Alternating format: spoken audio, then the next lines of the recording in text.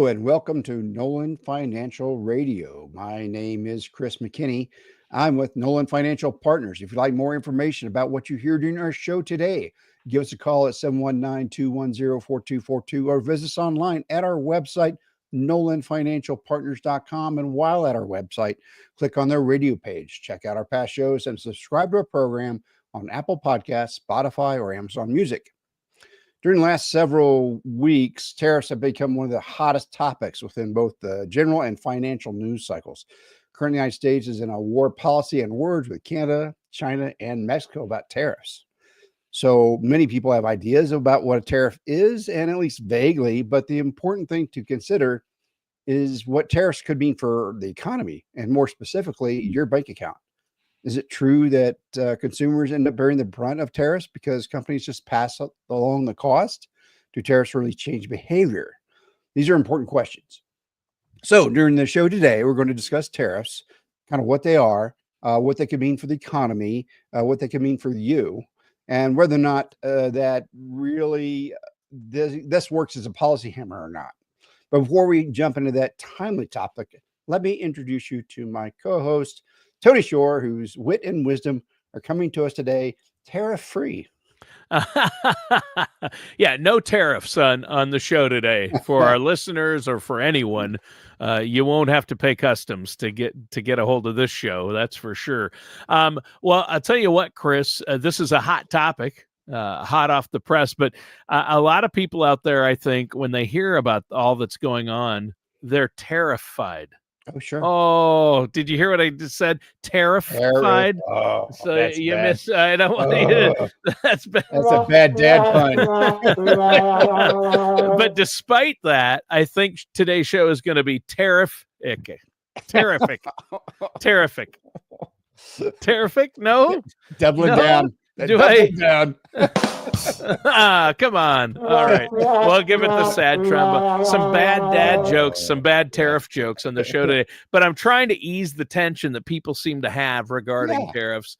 Don't panic or let it affect your financial decisions. No. We're going to talk some about that. But first, Chris, you and Tara, you guys are crazy busy helping your clients, and you guys always take these hiking trips and things like that. What have you been doing? Tell us. Well, lately we've been trying to stay out of the snow and ice. Really? So it's been, it's been a really wet winter as far as things go. And then we traveled home to see family, and we had to avoid the ice and snow. We traveled ahead of the snow, and then we stopped the night, and it passed us by, and then we traveled the next day. And then you got lucky, huh? We got lucky, and then there was another ice storm, and then we waited a day, and then we traveled back. I love it. I love it. But we're scheduled to go see the Oklahoma City Thunder play some basketball.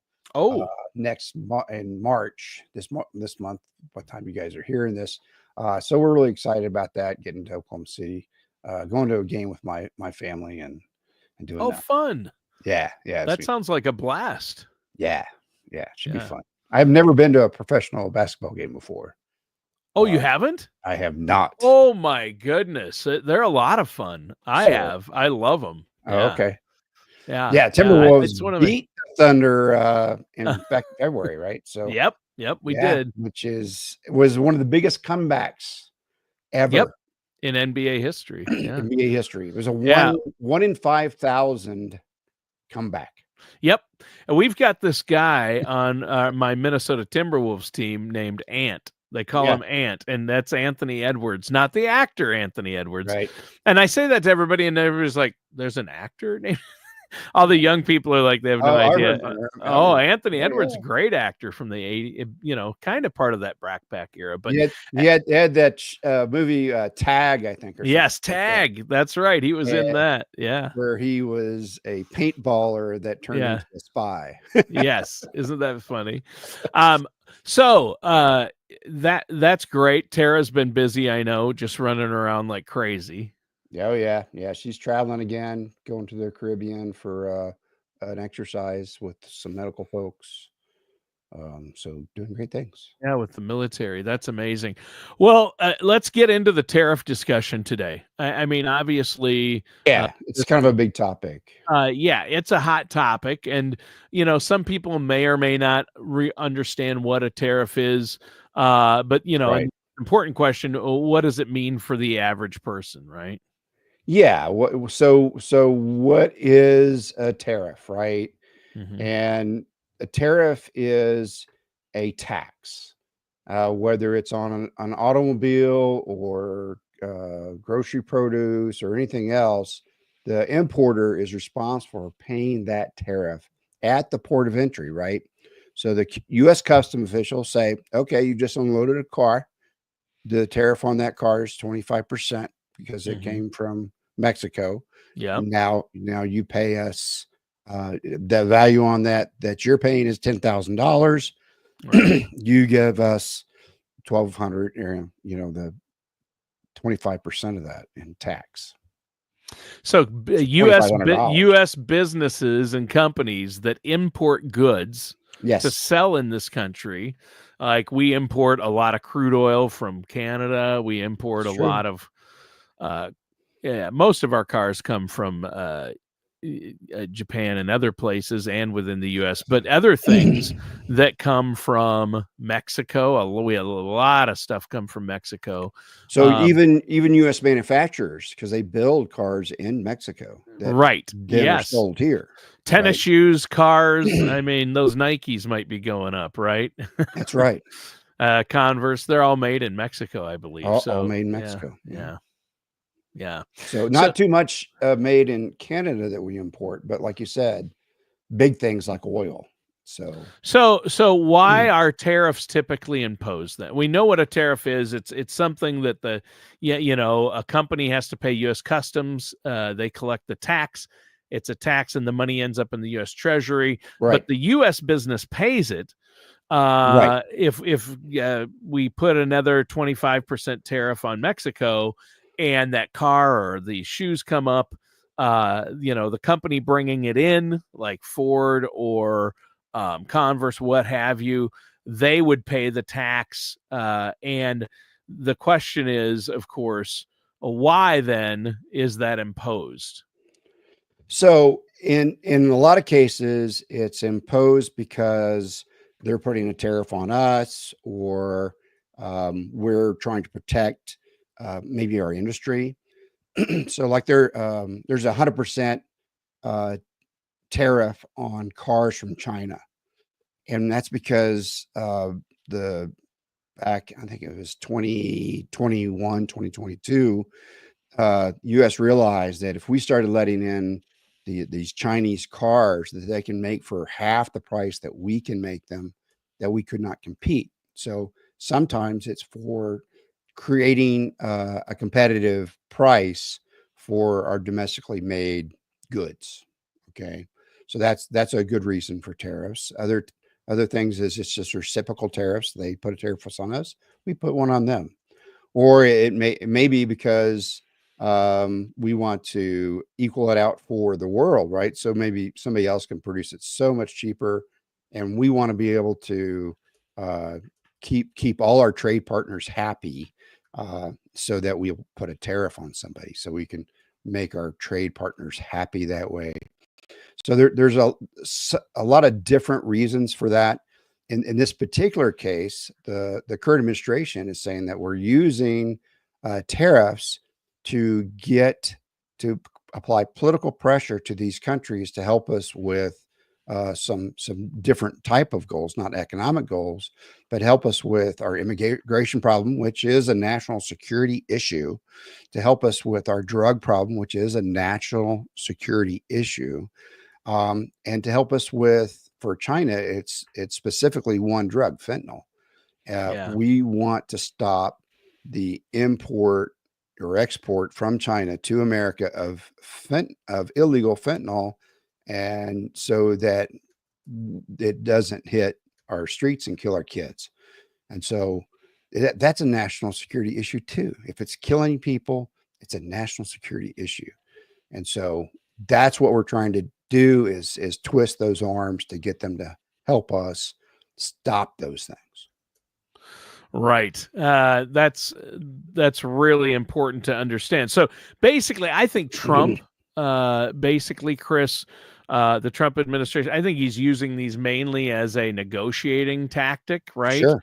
Right. And I see the other reason you'd want to impose tariffs, kind of like you were just saying, is to force companies to manufacture within the United States or use Yes. resources within the United States or get their products that they were importing from U.S. companies instead of importing them from other companies or countries, I mean.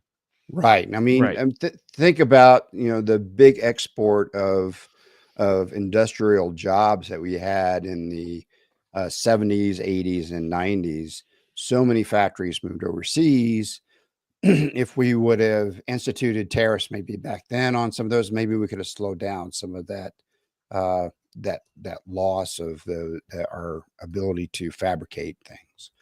But we weren't aggressive enough to stop it. It's happened. So now we're dealing with, how do we equal this out so that we can get our industry going? Microchips, everything is made overseas. We're trying to get some of that back, claw back some of the industry. Yeah, and that's true. And yeah, I don't know what to think. I mean, I have my own personal opinions. I'm shocked. I get the China thing. I mean, China was our number one importer. We need to start, because of politics and other things and the way they behave, we need to start making more of that within the U.S. We need to import less from China and, equal out that trade balance, right? Because there's a huge imbalance there. So I agree with actually the tariffs put on China during the first Trump administration, and Biden administration agreed because they kept them in place. And I think they kept them in place. They were good. And Biden even proposed possibly raising them. Sure. And Trump raised them another 10%. I'm like, okay, I get it. It's trying to force. But what I don't get is the Mexico and Canada stuff. And now he's talking about the EU. So a lot of people are concerned about that. It might affect the markets. But the bottom line is, for individuals out there, don't panic. No. Don't make financial decisions based on it. Although, who's going to pay for these? Will the companies pass that along to the consumer? They probably will, right? They probably will. So it's up to the importers, which are going to be U.S. companies that bought the goods, that they're taking possession of them at our borders and then moving them into stores. So it's going to be up to the people through that supply chain to decide how they're going to pay for those tariffs. And so, because they have to, make no mistake, those tariffs are paid at the border, paid by U.S. companies, right? Not by China, not by Mexico, right? But so but it does hurt those companies. It can hurt those businesses because obviously, look at China. There's businesses in China. Why don't you throw up that chart that you have, Chris?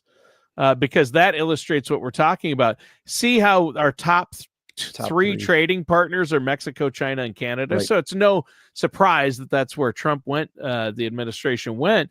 But China used to be number one, and by a long shot. Since in the last 8 years, that's changed. China is now number two, and Mexico's one. So China used to be our number one importer. And so that's changed, and Mexico's now number one. What surprised me about this chart, though, Chris, is where do we import the most of our crude petroleum, oil?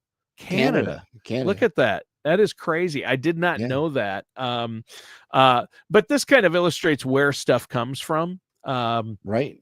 And it's really interesting to me that's where and you can see it. Cars are most of the cars that we import are made in Mexico. Yeah, Mexico for any one country. The majority come from Mexico, and then there's the rest of the world, which is big because of again Japan and Korea. Yeah, Japan and Korea and the EU. There are some. I mean, there's some EU cars. yeah, there's some EU cars. I mean, I see a lot of BMWs out There's there. there's a There's lot of plenty of BMWs oh in yeah, this country that are probably at least the parts and some of the stuff's coming from overseas. So, but right.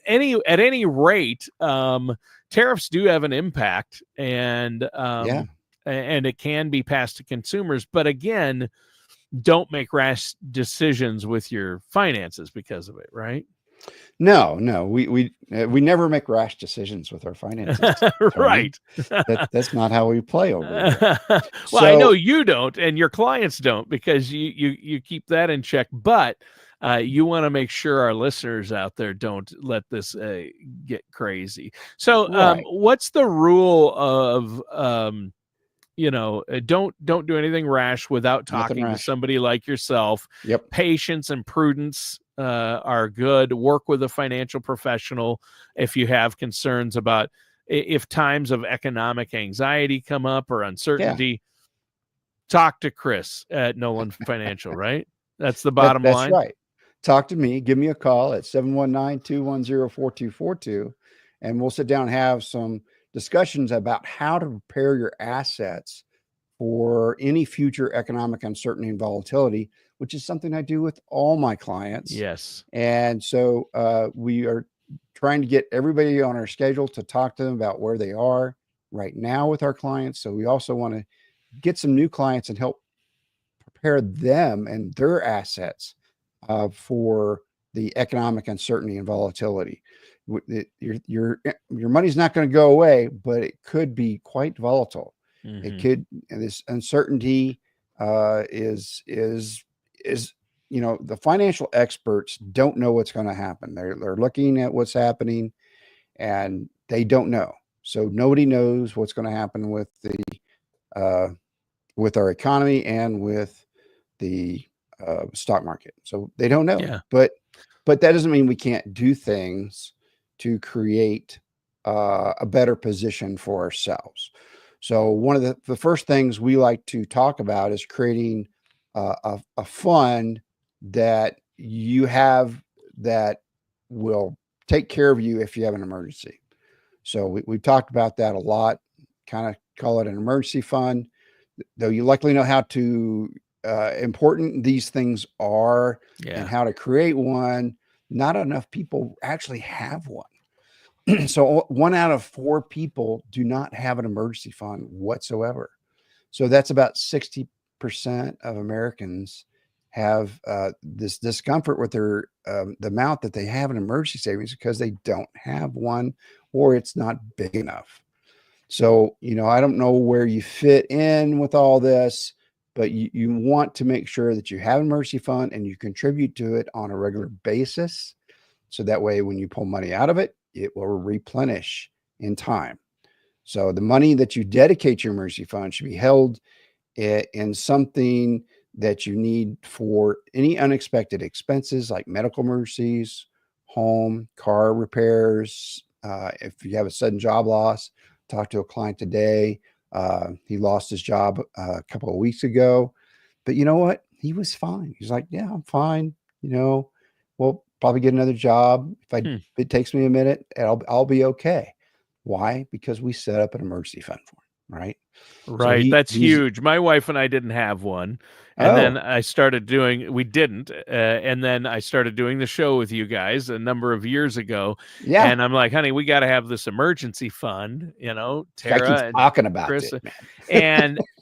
and now we have an emergency fund. I mean, it's not awesome. Where we don't have the full 6 months of income in there yet, 6 months of our regular income in there yet, or what we need each month for bills, but we're getting there. I mean, and 3 to 6 months is, start anything in an emergency fund is helpful because we've had 2 repairs over $1,000 each to our daughter's car, and she doesn't have the money to pay it. So we take that out of our emergency savings, right? That's right. Our emergency fund. Yeah. Yeah, and knowing that you'll be able to probably get that replenished before you need it again.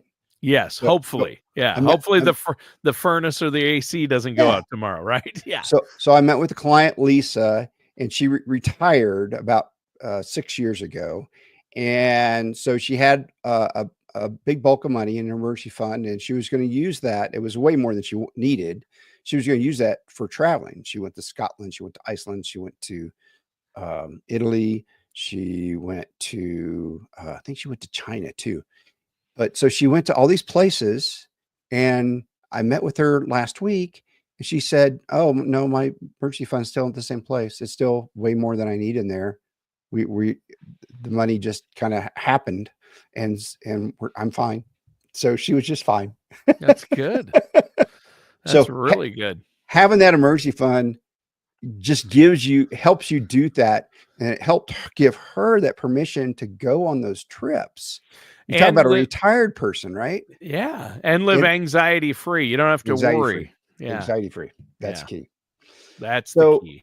the next thing I did with her is we talked about asset allocation, and so we're rebalancing some of her assets so that she can better position herself to manage the potential risk that we're seeing we might have, right? Mhm. So we're doing some rebalancing. We're doing some things that will cut some of her cost and some of her investments.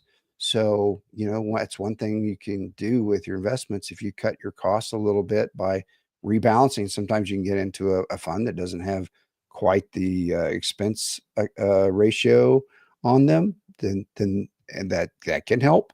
So there's little things that we were able to tweak for her that is going to be better for her. Now, one of the things I did talk to her is about moving that emergency fund into a high yield savings. So she's got in a good savings, but it's not a great savings. Hmm. So we did talk about doing that. Um, she's already got, a really good, healthy investment profile, and she has some income. So she's great. She's going to be great. So, That's awesome. I mean, I really wouldn't want enjoy to. those I would. meetings. Oh yeah. Well, I wouldn't want to make a move with investments without working with a financial services professional, No, right? no, yeah, no, you want to do that. Don't do it. I don't Do want that. to try to manage them on my own because you can make really costly mistakes. And Yep. I'm more emotional about my money, or I might get excited about, I read, oh, this is an up and coming company, or, Apple stocks are going up again. And, oh, I should maybe move everything over there. I mean, those are the kind of horrible decisions. You don't want to make emotion based decisions when it comes to investing.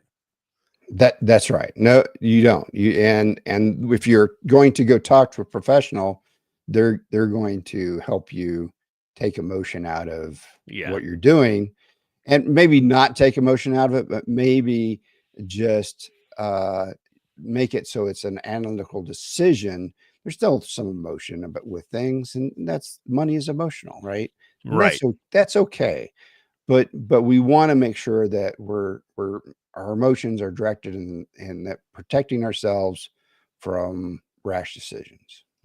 Yeah. So that's a big thing. So another thing I wanted to mention about this potential future economic volatility is if you can create some additional income streams. So traditional pensions have gone away pretty much for most people. Social Security's future is kind of becoming a political football, which that's Mhm. not cool. Now No. uh, we've got a future radio program where we're going to talk about the Social Security Fairness Act. So look for that in the future. So that's going to help a lot of people. Um, but it's important to know how that's going to affect you, and how that money is going to come to you. So, we've discussed a lot of things in the past, like the high yield savings, something maybe some looking at some rental properties or some kind of side hustle that creates some income that is not going to be affected by a stock market or some kind of deflation, inflation, those kind of things. Right.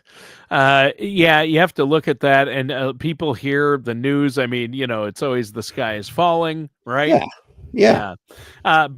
But again, it's important. So, and you have to watch, your health too, long term care, health care costs. so expensive, Healthcare costs and can be that can make a impacted with difference. volatility. So yeah, you want to make sure you have money on hand for those deductibles. You want to make sure that if you have the ability to invest, put money in an HSA account at your work, you look at that. And so my little brother, he's asked me about it. I'm like, yeah, fill it up. You're always going to have medical expenses. And so it's a good idea to fill And up you can those keep it as HSAs. long as you live. I mean, it's always in Right. there, and it's It's going to always in there. grow. You're not going to lose it, and Right. you're always going to have enough medical expenses. You couldn't put enough Yes. money in an HSA. I mean, they say what the average person in over retirement spends $200,000 to $300,000 in healthcare. Yeah. That's the average. Yeah. So the most you put as much as you can in your HSA, because it's the only tax designation in the IRS code for an account that allows you to put money in tax-free. So you get the tax break now. It's not taxable. That's right. It grows tax-free. Yep. And all of it comes out tax-free, the interest and the principal. It's the only triple benefit. Yeah, it's the only triple benefit account designation in the tax code that exists. So utilize it, right? Take advantage of that. But unfortunately, not everyone can. No. You have to be able to afford a high deductible healthcare plan and have that available to you through your employer. So not all self-employed people can get to that point, and not everybody, if you have a large family and you need have a lot of healthcare expenses, the high deductible account might not be the best thing, but you might want to sit down and do the math and figure it out before you make a decision.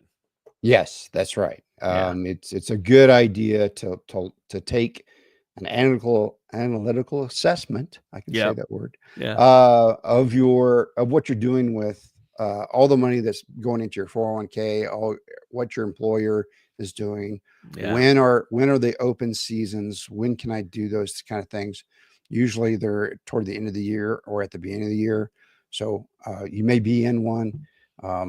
And go ahead and look at that and make sure that you've talked to your service professional, your financial service professional, to help you make those decisions. Sounds good. Well, hey, this has been a great show, but we're almost out of time. Before we go, Chris, let our listeners out there know how they can get a hold of you and set up that no charge, no obligation consultation. Yes, Tony. Listeners can visit our website at nolanfinancialpartners.com or call our office, 719-210-4242. We'll discuss how we can answer your questions about the possible impact of tariffs, your retirement goals, or other elements of your financial strategy when we sit down with you for that complimentary consultation. We have those on Tuesdays, Wednesdays, and Thursdays. So please give us a call at 719-210-4242. It's our goal to help you prepare for the retirement you worked so hard for. All right. Thanks, Chris. And listeners, that does it for today's episode of Nolan Financial Radio with our host, Chris McKinney. Join us again soon and on Nolan Financial Radio, and we'll talk to you again.